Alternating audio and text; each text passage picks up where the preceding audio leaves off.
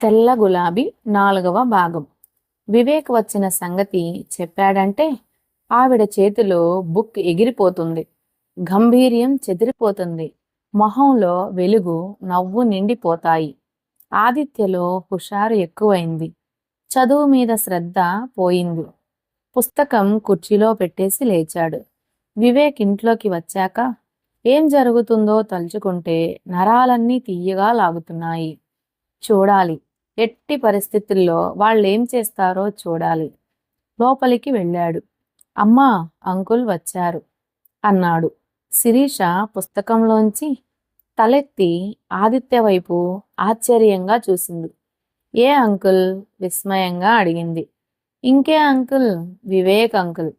ఎన్నడూ లేనిది ఇవాళ ఆదిత్యకెందుకు ఇంత సంతోషం? వివేక్ని చూస్తూనే మొహం ముడుచుకునే ఆదిత్య ఇంత హుషారుగా అతని రాక గురించి తనకి చెప్తున్నాడేంటి? అయితే నీకేంట్రా, నీకెందుకంత సంతోషం? చిత్రంగా చూస్తూ అడిగింది. చాలా రోజులైంది కదమ్మా అంకుల్ వచ్చి, అందుకే. 10 రోజులు వివేక్ రాకపోతే ఆదిత్య అతనిని మిస్ అయ్యాడా? వివేక్ పట్ల ఆదిత్య మనసులో ఏదన్నా అనుబంధం, ఆత్మీయత, దగ్గరతనం ఏర్పడి ఉంటాయా? ఏదైనా వాడు చిన్నవాడే. వాడికి తండ్రి ప్రేమ కావాలనిపిస్తుంది. అది వివేక్ దగ్గర లభిస్తుందన్న ఆశో, నమ్మకమో లేకపోతే వివేక్ కోసం ఎందుకింతగా ఎదురు చూస్తాడు? వివేక్ని చూడగానే ఎందుకింతగా ఎగ్జైట్ అయ్యాడు? ఆదిత్యకి వివేక్ అంటే ఇష్టం లేదనే అభిప్రాయంతో ఇంతకాలం నుంచి తను వివేక్కి తనకి ఉన్న అనుబంధం గురించి ఆదిత్య దగ్గర దాచింది. కేవలం వివేక్ తన స్నేహితుడిగానే ఆదిత్యకి చెప్పింది. అంటే అంటే ఆదిత్య ఆమె పెదవులు చిరునవ్వుతో విచ్చుకున్నాయి. ఎంతటి సుదినం ఆదిత్యకి తానే చెప్పే అవసరం లేకుండా వాడంతట వాడే జీవితంలోకి ఆహ్వానిస్తే అంతకన్నా తనకేం కావాలి? సందేహంగా చూస్తున్న ఆదిత్య వైపు ఆప్యాయంగా చూస్తూ దగ్గరకు రమ్మన్నట్టు తలాడించింది.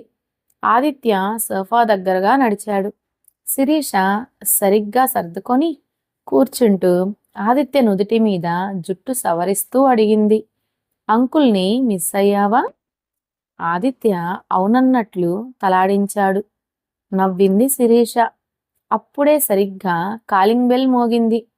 ఆదిత్య ఒక్కసారి శిరీషని చూసి తిరిగి తలుపు వైపు చూసి చటుక్కున ఆమె చేయి విడిపించుకొని ఒక్క పరుగుతో వెళ్ళి తలుపు గడియ తీశాడు. Hello uncle. నవ్వుతూ హలో చెప్తున్న ఆదిత్య వైపు విచిత్రంగా చూశాడు వివేక్. అతనికి కూడా తెలుసు తనంటే ఆదిత్యకి ఇష్టం లేదని. కానీ ఇవాళ లోపలికి నడుస్తూ ఎదురు వచ్చిన శిరీష వైపు ఆశ్చర్యంగా చూశాడు. హాయ్ విక్కీ, చేయి చాచి వివేక్ చేయందుకుంటూ అంది. ఆదిత్య నిన్ను బాగా మిస్ అయినట్టున్నాడు. అవునా? ఏం ఆదిత్య, నిజంగానా? ఆదిత్య వైపు చూశాడు వివేక్. ఆదిత్య తల వంచుకున్నాడు. ఏయ్ ఆడపిల్లలా తలంచుకుంటావేం? ఇలా చూడు. చూపుడు వేలితో ఆదిత్య గడ్డం ఎత్తి చూస్తూ అన్నాడు. నిజంగా నన్ను మిస్ అయ్యావా? ఆదిత్య పల్చగా నవ్వి అవునంకుల్, మీరీ మధ్య రావడం లేదేం? బోరుగా ఉంది మాకు అన్నాడు.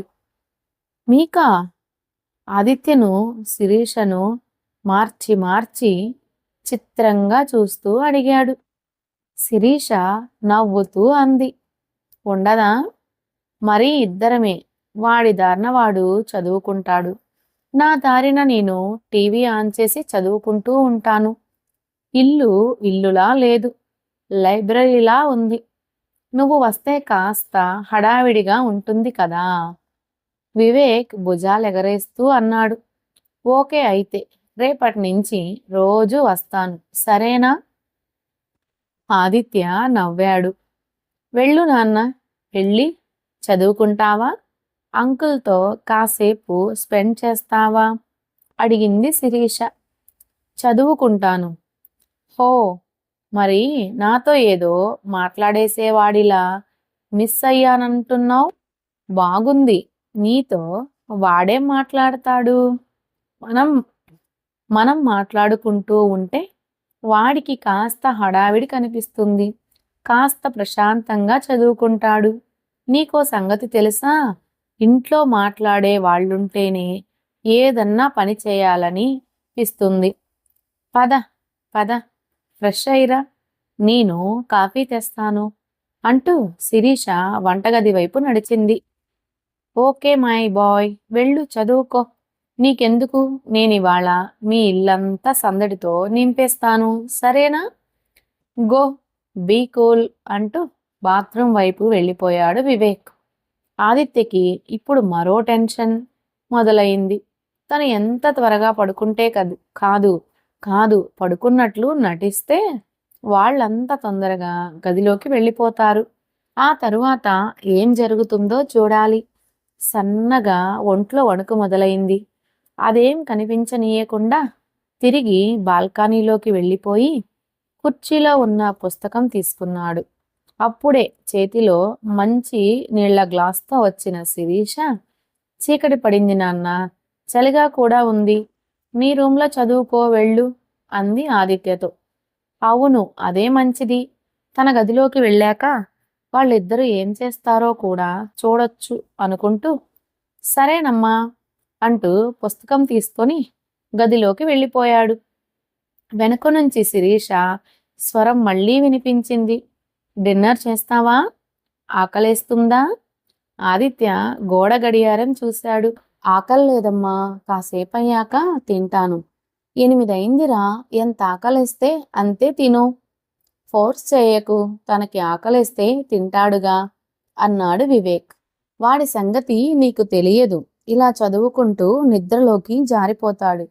కొంచెం పెరుగన్నం తింటాను అన్నాడు. ఇప్పుడు తినకపోతే ఈవిడ వదలదు అనుకుంటూ. గుడ్. శిరీష లేచి వెళ్ళి చిన్న బౌల్లో పెరుగన్నం కలిపి స్పూన్ వేసి తీసుకొచ్చింది. ఎలా చదువుతున్నావు ఆదిత్య? అడిగాడు వివేక్ ఆప్యాయంగా. బాగా చదువుతున్నాను అంకుల్. వాడికిక్కడ మంచి ఫ్రెండ్ ఉంది. అప్పుడప్పుడు ఇద్దరూ కలిసి చదువుకుంటారు. అవును, చెప్పావు కదా. నేనెప్పుడు ఆ అమ్మాయిని చూడలేదే ఆసక్తిగా అన్నాడు వివేక్. చూద్దువు గాని, నువ్వు కొంచెం త్వరగా వస్తే చూడొచ్చు. ఇంత లేటుగా వస్తే ఆ అమ్మాయి ఎక్కడుంటుంది? అలా ఆమె అనడంలో లేటుగా వచ్చినందుకు తనని మందలిస్తున్న ధ్వని వినిపించింది. వివేక్కి చురుగ్గా ఆమె వైపు చూసి నవ్వాడు. శిరీష గుండె జల్లుమంది. చూపులు తిప్పేసుకొని ఏరా, ఇంకొంచెం కలిపివ్వనా అంది. ఆదిత్య వద్దు, చాలు నాకు. ఆఖరి స్పూన్ నోట్లో పెట్టుకొని లేచాడు ఆదిత్య. బౌల్ కిచెన్ సింక్లో పడేసి మంచినీళ్లు తాగేసి good night uncle, good night అమ్మా అంటూ లోపలికి వెళ్ళిపోయాడు. కాసేపు చదువుకొని పడుకో, వెనక నుంచి హెచ్చరించింది శిరీష. ఓకే అమ్మా, ఓకే అన్నాడు ఆదిత్య. అలా అనడంలో అతని స్వరంలో వినిపించిన ఉత్సాహం శిరీషని ఆశ్చర్యపోయేలా చేసింది. ఏంటమ్మా ఇంతలో ఇంత మార్పు వీడిలో అనుకుంది. ఆదిత్య తన గదిలోకి వెళ్ళిపోయాడు. గది తలుపులు వేసుకున్నాడు. ఆదిత్య ఇప్పుడు చాలా ఉద్విగ్నంగా కూర్చున్నాడు. ఇప్పుడు కాఫీ ఇవ్వడం దగ్గర నుంచి చూడాలి. వాళ్ళు ఏం చేస్తారో. నెమ్మదిగా కుర్చీ తలుపు దగ్గరగా జరుపుకున్నాడు. కర్టెన్ కొంచెం జరిపాడు. చిన్న సందులోంచి తొంగి చూశాడు. వివేక్ మొహం కడుక్కొని వచ్చాడు. శిరీష టవల్ అందించింది. టవల్తో పాటు ఆమె చేయి అందుకొని దగ్గరికి లాక్కున్నాడు. శిరీష కొంచెం తల అతని గుండెల మీద వాల్చి వెంటనే దూరం జరిగి లోపలికి వచ్చింది. వివేక్ వేళ్లతో జుట్టు సరిచేసుకుని రిమోట్ అందుకొని సోఫాలో జారగిలా పడ్డాడు. టీవీ ఛానల్స్ నొక్కుతూ కూర్చున్నాడు. శిరీష కాఫీ కప్పుతో వచ్చింది. కప్పులు టీపాయ్ మీద పెట్టి సోఫాలో వివేక్ పక్కన కూర్చొని కాఫీ కప్పు అతనికొకటి అందించి తానొకటి తీసుకుంది. వివేక్ నవ్వి ఏదో అన్నాడు. థ్యాంక్ యూ అన్నట్టున్నాను అనుకున్నాడు. ఆదిత్య అతని లిప్ మూమెంట్ చూసి ఎడం చేత్తో శిరీషను దగ్గరికి లాక్కున్నాడు వివేక్. శిరీష గోముగా ఏదో అంటోంది. ఏమంటోంది? 10 రోజుల నుంచి ఎందుకు రాలేదు అని అడుగుతుందేమో. నవ్వుతూ ఏదో చెబుతూ సడన్గా ఆగి శిరీష బుగ్గ మీద ముద్దు పెట్టుకున్నాడు. శిరీష నోటి మీద వేలు పెట్టుకొని ఆదిత్య గదివైపు చూసింది. బహుశా తను చూస్తాడని అంటున్నట్టుంది అనుకున్నాడు ఆదిత్య. ఆదిత్య రక్తం వేడెక్కుతుంది. తను త్వరగా పడుకుంటే వాళ్ళు కూడా గదిలోకి వెళ్ళిపోతారేమో. పడుకుంటే మరి 8:30 అబ్బా, ఇంకా ఏదన్నా వాళ్ళు చేస్తే బాగుండు. ఆదిత్య మనసు చదువు మీదకి పోలేదు. ప్రఖ్యతో మాట్లాడాలనిపించింది. ఎలా? ఇప్పుడు ప్రఖ్య వాళ్ళింటికి వెడితే వీళ్ళేం చేస్తారో తనకి తెలియదు. వెళ్ళకపోతే ఎలా? తనతో మాట్లాడాలనిపిస్తుంది. తన దగ్గర సెల్ ఫోన్ కూడా లేదు. ఉంటే ఎంచక్కా చాటింగ్ చేసేవాళ్ళు. ఐడియా. ఆదిత్య చటుక్కున గదిలోంచి బయటికి వచ్చాడు. శిరీష వివేక్కి దూరంగా జరిగింది. అమ్మా, నాకు కొన్ని డౌట్స్ ఉన్నాయి. ప్రఖ్యకి ఫోన్ చేయాలి అన్నాడు. శిరీష తన సెల్ ఫోన్ తీసి ఇస్తూ ఇదిగో మాట్లాడు అంది. థ్యాంక్ యూ అమ్మా. వెలిగిపోతున్న మొహంతో ఫోన్ తీసుకొని లోపలికి వెళ్ళిపోయాడు. గుడ్ నైట్ అమ్మా అంటూ తలుపు వేసుకున్నాడు. సెల్లో ప్రఖ్య నెంబర్ తిప్పాడు. అవతల నుంచి ప్రఖ్య స్వరం వెంటనే వినిపించింది. హలో. హాయ్ ప్రఖ్య, నేను నీతో విషయం చెప్పనా? ఏంటి? మమ్మీ ఇంట్లోనే ఉంది. ఫోన్లో మాట్లాడితే తిడుతుంది. ఎగ్జామ్స్ దగ్గరకొస్తాన్నాయి కదా, చదువుకోవాలి.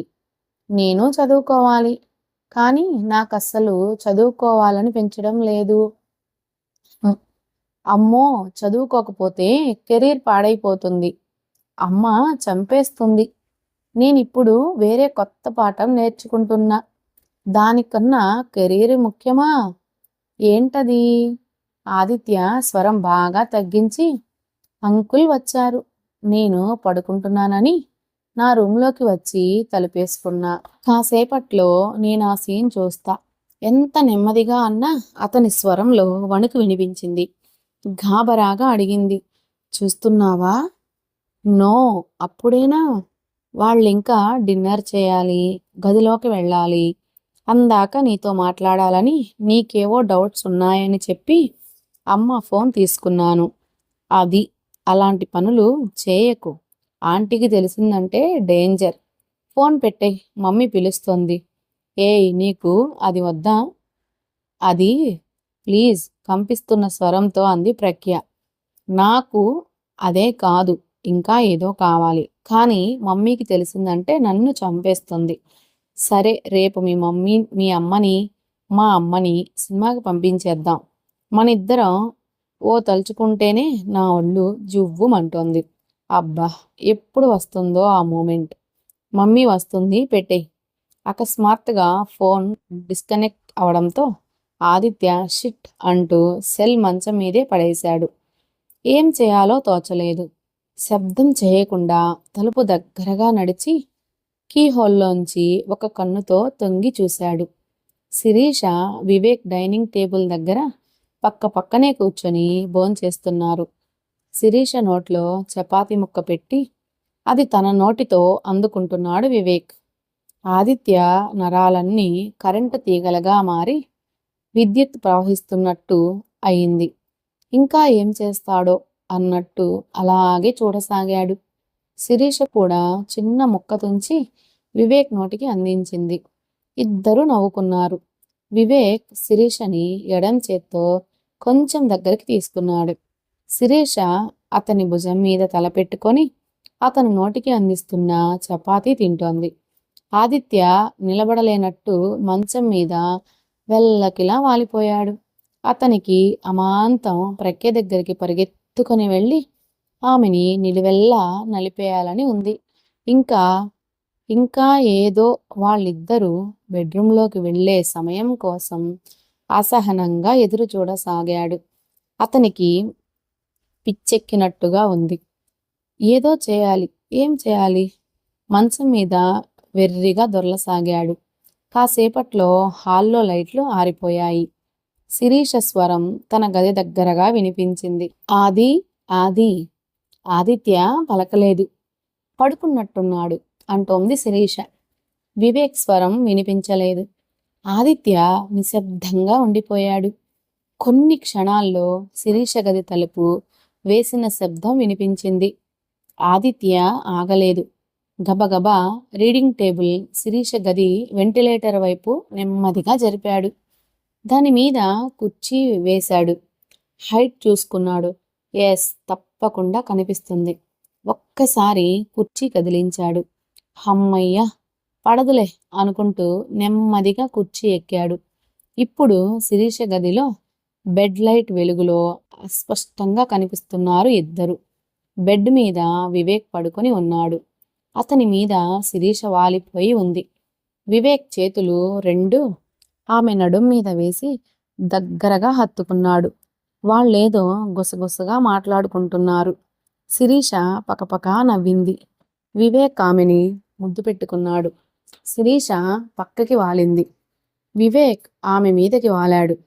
ఆదిత్య చటుక్కున కళ్ళు మూసుకున్నాడు. అతని కాళ్లల్లో వణుకు మొదలైంది. ఏ క్షణాన్నైనా కిందకి పడిపోవచ్చుననిపించింది. అచేతనంగా కుర్చీలో కూలబడిపోయాడు. నిలువెల్లా శరీరం కంపిస్తోంది. ఇప్పుడు అతని శరీరంలో కామం లేదు, కోరిక లేదు. అక్కడేం జరుగుతుందో చూడాలన్న కాంక్ష కూడా లేదు. రెండు చేతుల్లో తల పట్టుకున్నాడు. మెదడు మీద సుత్తితో కొడుతున్నట్టు, తన తల మీద పెద్ద బండ దడ్నాలా పడినట్టు బరువుగా, నెప్పిగా అతని కళ్ళల్లో అప్రయత్నంగా నీళ్లు తిరిగాయి. కొన్ని నిమిషాల్లోనే ప్రవాహంలా కన్నీరు కారసాగింది. చూడకూడనిదేదో చూస్తున్నట్టు, తనేదో చేయరాని పాపం చేస్తున్నట్టు అనిపించసాగింది. అమ్మ నిండుగా చీరతో కనిపించే అమ్మ, చిరునవ్వుతో తనని గుండెలకు హత్తుకునే అమ్మ, ఇప్పుడా గుండెలు చి చి. వివేక్ బ్లడీ అమ్మని అలా తాకేస్తున్నాడు. అమ్మని నలిపేస్తున్నాడు. అమ్మని ఇష్టం వచ్చినట్టు ముట్టుకుంటున్నాడు. అమ్మ పక్కన పడుకున్నాడు. నో, అది నాన్న ప్లేస్. వివేక్ ఎవడి వివేక్? అమ్మ వాడికెందుకంత చనువిచ్చింది? ఇంతకాలం అమ్మ తనది, తనకు మాత్రమే సొంతం అనుకున్నాడు. కానీ తనకి మాత్రమే సొంతం అయిన అమ్మని పరాయివాడైన వివేక్ అంత సన్నిహితంగా ముట్టుకోవడం తట్టుకోలేకపోతున్నాడు. అపాదమస్తకం వణికిపోతుంటే నెమ్మదిగా కుర్చీ దిగాడు. కుర్చీ జరిగి శబ్దం అయింది. ఆదిత్యకి భయం వేసింది. నెమ్మదిగా కుర్చీ యథాస్థానంలో కుర్చీ జరిగి శబ్దం అయింది.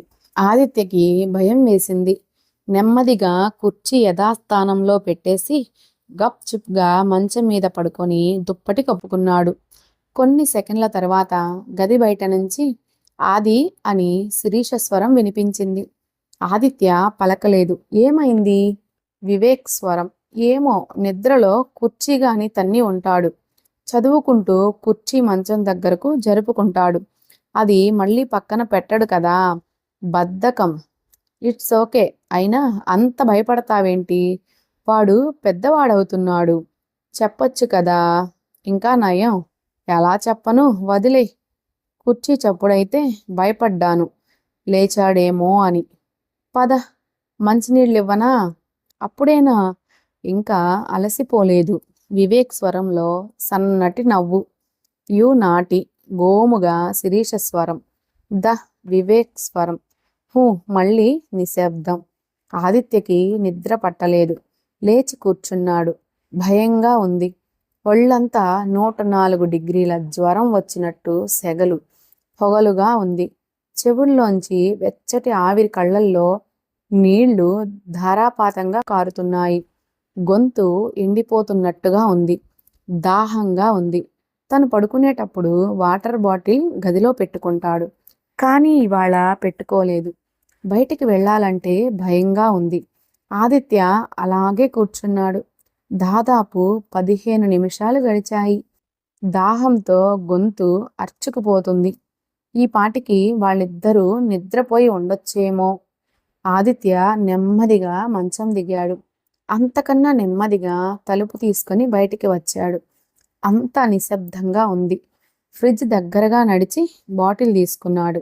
తిరిగి నెమ్మదిగా ఫ్రిడ్జ్ డోర్ వేసేసి అడుగులో అడుగు వేసుకుంటూ గదివైపు నడిచిన వాడు ఒక్క క్షణం ఆగి వెనక్కి తిరిగాడు. 2-3 సెకండ్లు సందేహంతో ఆగి నెమ్మదిగా నడుస్తూ శిరీష గదివైపు నడిచాడు. అక్కడే కొన్ని క్షణాలు తచ్చాడి తిరిగి తన గదివైపు గబగబా నడిచి లోపలికి వెళ్ళిపోయాడు. తలుపు వేసుకొని మంచం మీద వాలిపోయాడు. కానీ తెల్లవారుజామున 4 అయిందాకా ఆదిత్య కంటి మీద కొనుక్కోలేదు. విన్నారు కదండి? నచ్చిందా? మరి నచ్చితే ఒక లైక్ చేసి షేర్ చేసి మన ఛానల్ని సబ్స్క్రైబ్ చేసుకోండి. తరువాయి భాగం చూడాలి అనుకుంటే ముందు ముందు ఇంకా బాగుంటుంది. Thank you.